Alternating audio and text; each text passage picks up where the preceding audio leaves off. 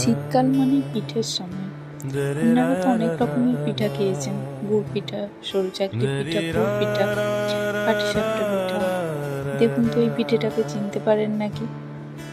আমাদের পাশে তো এই পিঠেটাকে ইস্কা পিঠে বলে। আপনাদের কি বলে আমাকে বলবেন।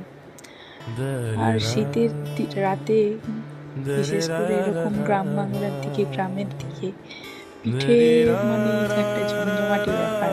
সবাই মিলে উনুনের ধারে বসে গোল হয়ে পিঠে খাওয়ার মজাটাই আলাদা।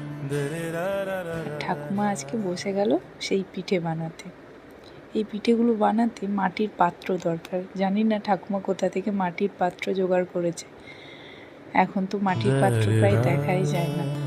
যাই হোক, ঠাকুমা জোগাড় করেছে আর জোগাড় করে করতে বসেছে। যাই হোক, এটা ভিডিও করছি বলে বোধহয় এই পিঠেটা ঠিক মতো উঠলো না। তারপর